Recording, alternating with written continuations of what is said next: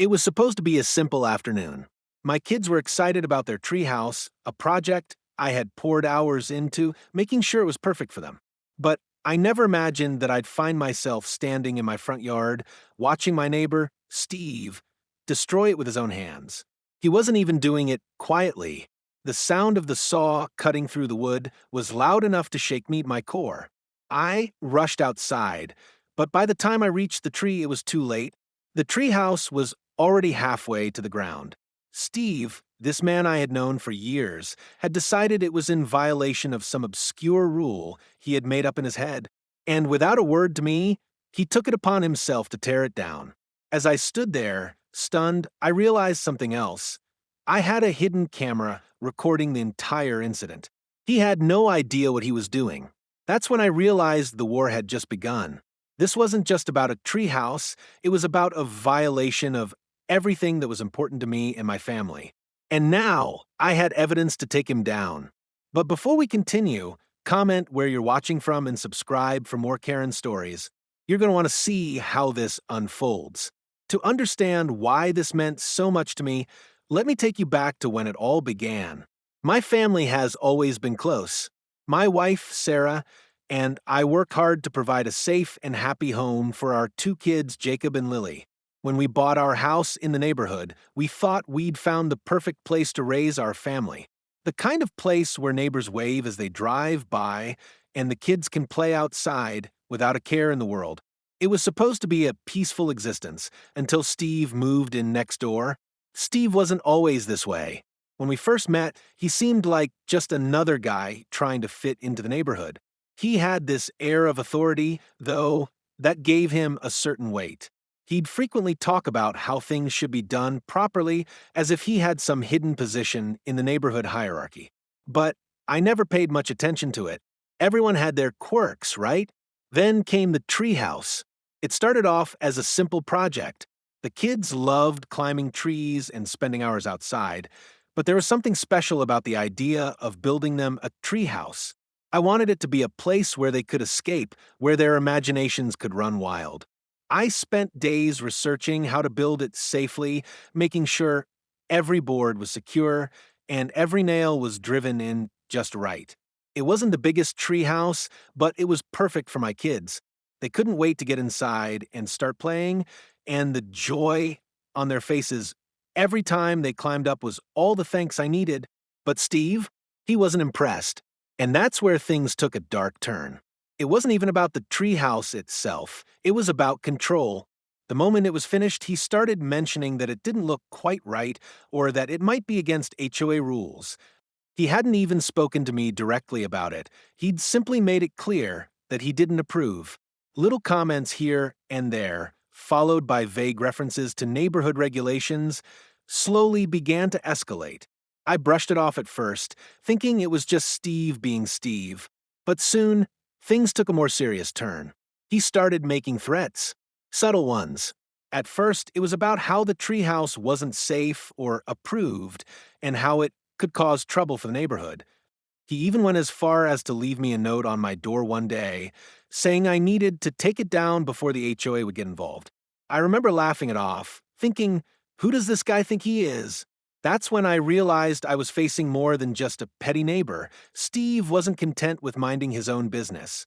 He thought he had the right to control everything, to dictate how people should live. And when I didn't take him seriously, he started escalating until one day he crossed a line I couldn't ignore. But I had something he didn't know about, hidden cameras. And that's when I knew I was ready to fight back.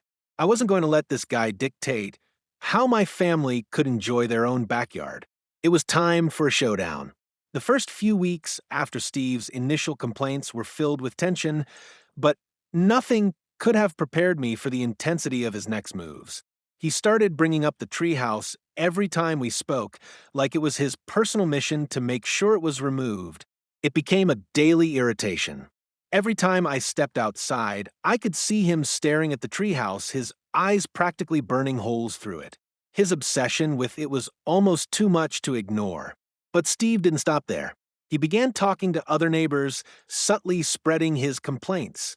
It wasn't long before I noticed a few people in the neighborhood giving me weird looks when I passed by. I overheard hushed conversations at the mailbox, people whispering about my treehouse. It was like Steve was rallying the whole block against me, one comment at a time. The feeling of being targeted grew more suffocating with each passing day. And then one afternoon, Steve called an impromptu HOA meeting. He didn't bother to invite me, of course. Why would he? He'd already made up his mind that I was in the wrong. When I found out about the meeting, I couldn't help but feel a wave of frustration. Steve had already turned the entire neighborhood against me, and now he was using his so-called position in the HOA to bring it up as an official issue. He didn't even have the decency to speak to me directly about it. Instead, he hid behind his HOA status, trying to get the board to pressure me into removing the treehouse. I decided to attend the meeting. I had to, but when I showed up, I quickly realized that it wasn't about the treehouse anymore. This had become personal. Steve was using the rules, the neighborhood regulations, and the HOA board to try and bully me into submission. He even tried to convince the board that the treehouse was a safety hazard and that it was distracting to the neighborhood's aesthetic. I sat there, listening to him spew his nonsense, barely able to contain my anger. The nerve of this guy. He had no proof, no real reason to be doing this. It was all about control over me, my family, and my property, but that was just the beginning. The next day, Steve took things a step further. He called the city inspector, claiming that the treehouse violated some obscure building code. He'd found some loophole, or at least that's what he thought. He wanted the treehouse condemned, and to my horror, the inspector actually showed up. I was livid. I hadn't even been given the courtesy of a warning. This was getting out of hand. But the inspector didn't give Steve the satisfaction he wanted. After looking around and assessing the treehouse, he turned to me and said, "This looks fine to me. No issues." You could practically see the steam coming out of Steve's ears. It was a small victory, but it didn't end there. Steve wasn't the type to back down. He wouldn't just accept that the inspector had disagreed with him. Instead, he ramped up his efforts. He started showing up at my door at all hours of the day, knocking and complaining about my treehouse. He even had the audacity to walk into my backyard, measuring the distance between the treehouse and the fence line as though he was some kind of expert. I couldn't take it anymore. Steve had made it clear that he wasn't going to stop until he got his way. But what he didn't know was that I had something he didn't expect, a way to fight back. I'd installed hidden cameras around the treehouse. Every time he'd come over to harass me or try to damage the treehouse, I'd have it all recorded.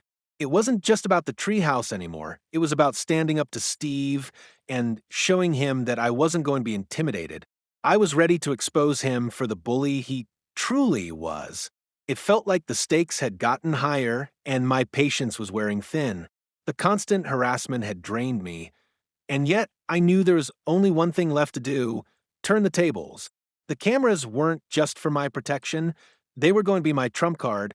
Steve thought he could walk all over me, but what he didn't know was that I was ready to fight back, armed with the one thing he hadn't counted on. This wasn't just about a treehouse anymore.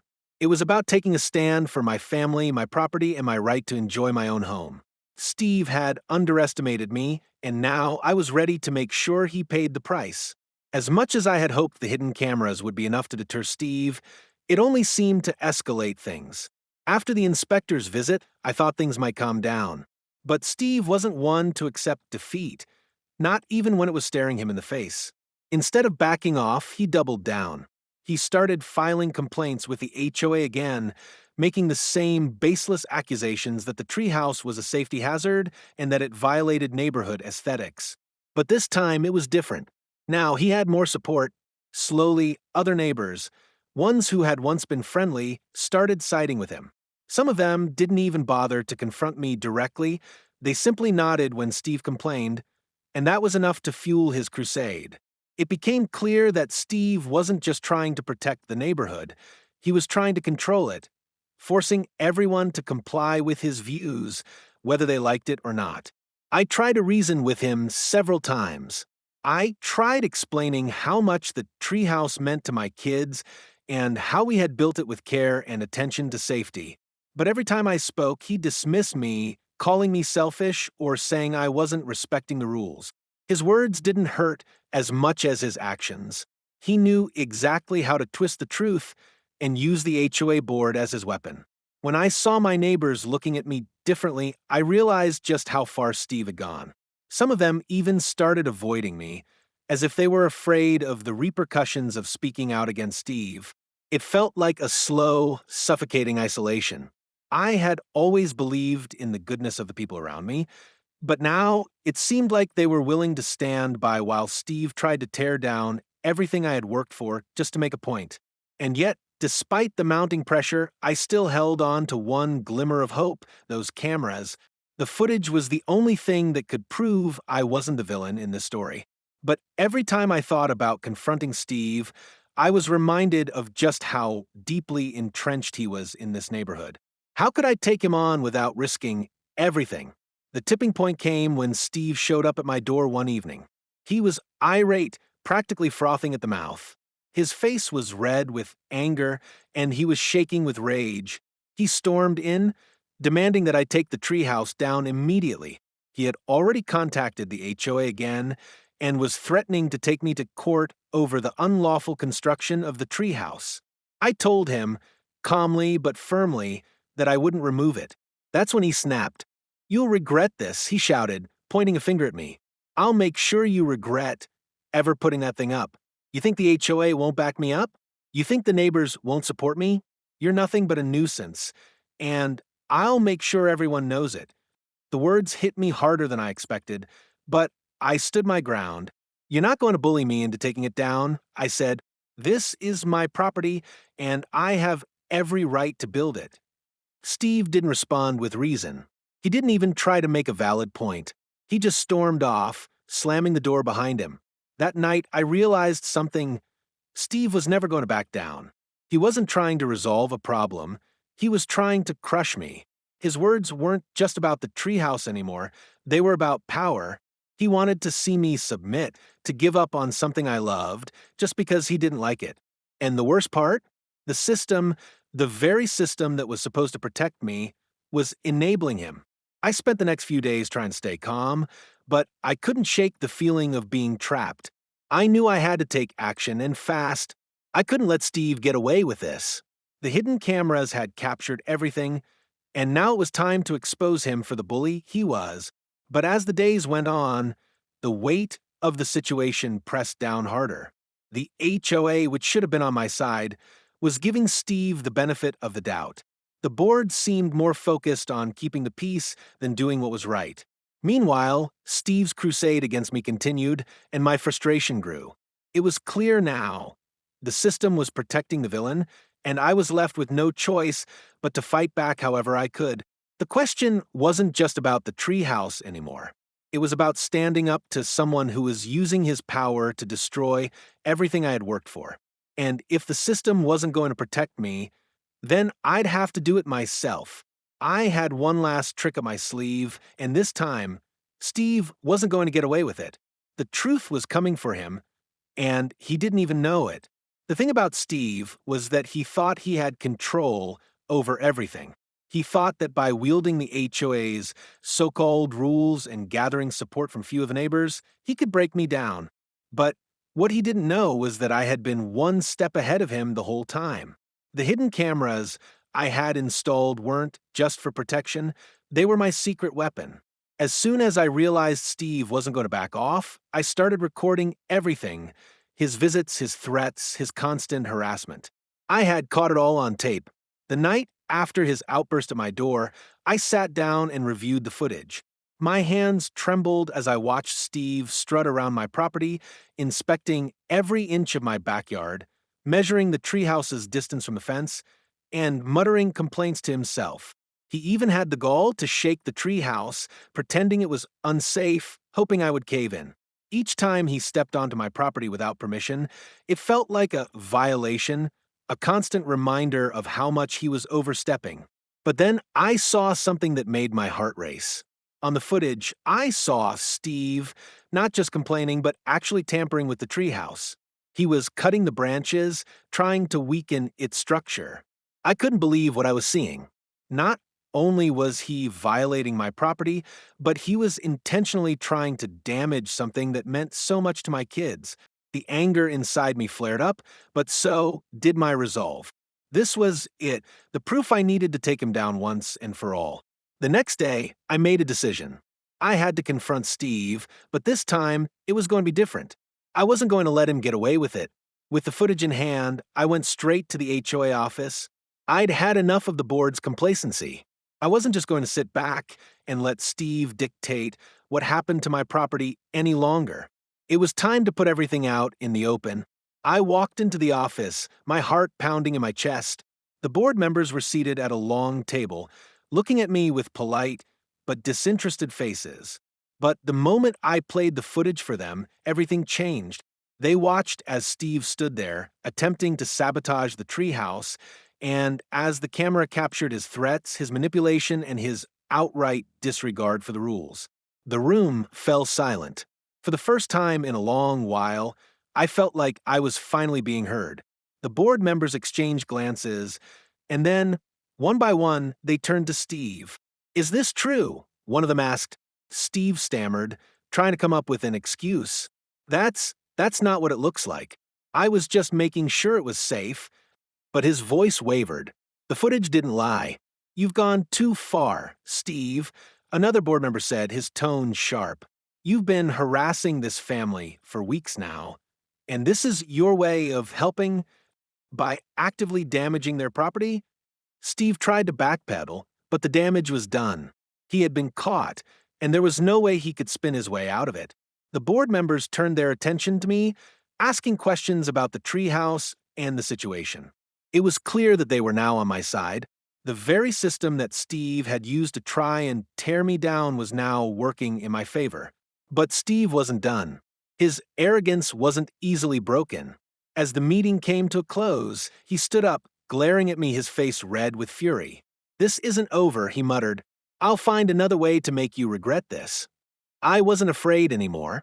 In that moment, I realized that no matter how hard Steve tried, he would never break me. His threats didn't have the same power they once did. The truth was out, and I had the evidence to prove it. The hidden cameras had turned the tables, exposing Steve for who he truly was, a bully with too much power and not enough sense. But the best part? The HOA wasn't backing down anymore. They immediately took action, banning Steve from making any further complaints about my property. They even issued a formal apology to my family, acknowledging that we had been unfairly harassed. It felt like a weight had been lifted off my shoulders. I had fought back and I had won. It wasn't just about the treehouse anymore. It was about standing up for what was right, taking control of my own life, and refusing to let anyone bully me out of my happiness. Steve had underestimated me, and in the end, that was his biggest mistake. It was over. At least, that's what I thought when the HOA finally took action. The board had sided with me, and Steve's attempts to manipulate the system and intimidate my family had been exposed for what they were. But Steve wasn't one to accept defeat easily, and I knew he was still angry, maybe even more dangerous now that he'd been publicly humiliated. A few days after the meeting, I received a strange text from an unknown number. It was short, to the point, and chilling. "You think you've won? This is far from over. You haven't seen the last of me." The message was from Steve. I felt a cold shiver run down my spine. Despite everything that had happened, he still had the nerve to try and intimidate me. But this time, I wasn't backing down. I showed the text to Sarah, and we both agreed that we had to stay vigilant. Steve's behavior was becoming erratic, and who knew what he might do next? But I refused to live in fear, and the truth was I was done being passive. I had already stood up to him, and now I was going to make sure that every person who supported him, every neighbor who had turned their back on us, saw just how far he would go to maintain his little kingdom of control. The next morning, I heard a loud knock on my door. My heart skipped a beat. I cautiously opened it, half expecting Steve to be standing there, looking for some way to continue his campaign of harassment.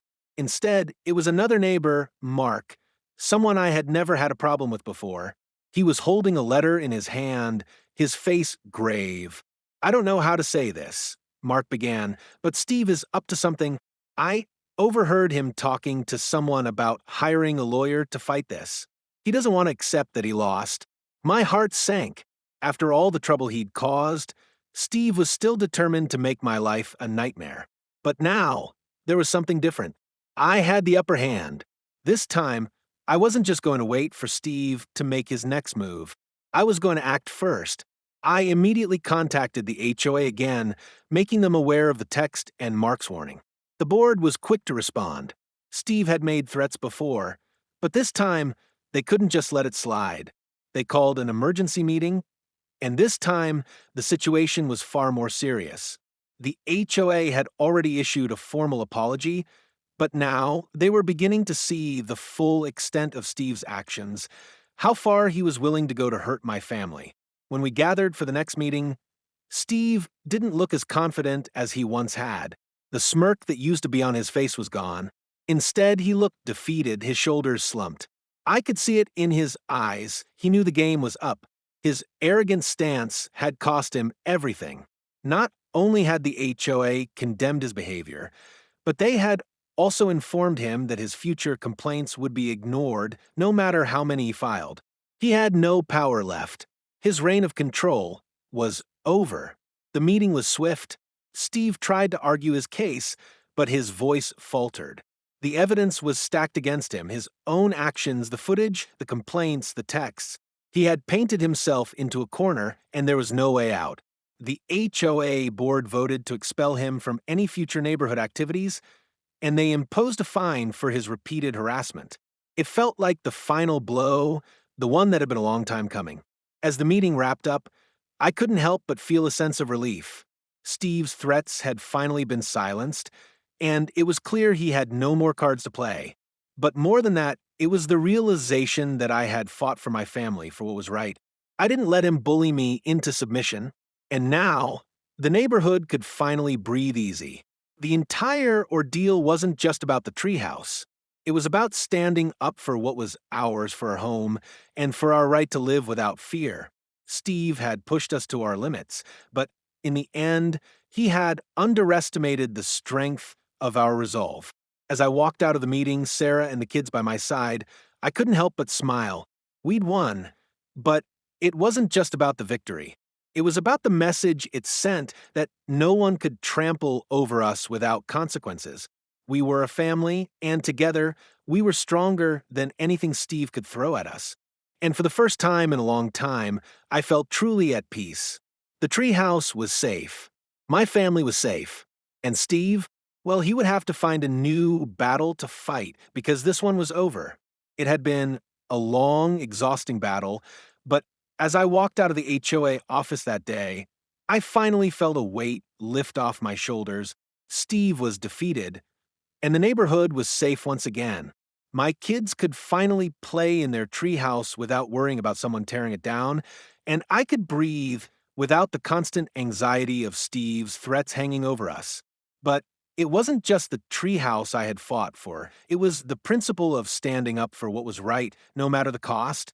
I had to show Steve that he couldn't bully us into submission, that he couldn't use the HOA or his position of power to manipulate the rules and control people. In the end, it wasn't about who had more influence. It was about doing what was fair, what was just, and what was right for my family. The relief I felt was almost overwhelming, but there was also a sense of pride. We had stood up to a bully, and we had won. The hidden cameras had been our ace in the hole, but it was our determination, our resilience that had made the difference. I spent the next few days cleaning up the backyard, fixing a few minor things around the treehouse that had been damaged in the process. Jacob and Lily couldn't wait to get back up there and start playing again. As I looked at their smiling faces, I knew that every second of stress and frustration had been worth it. They were happy, and that's all that mattered. And for the first time in a long time, the neighborhood felt peaceful again. The tension that had plagued us for so long had finally disappeared. The other neighbors who had once been distant now looked at us with respect. We had shown them that standing up for what you believe in doesn't just change your life, it can change the whole community. In the end, the lesson was clear. No one, no matter how powerful they think they are, can take away your peace of mind. Sometimes you just have to fight for it. And when you do, the reward is worth everything.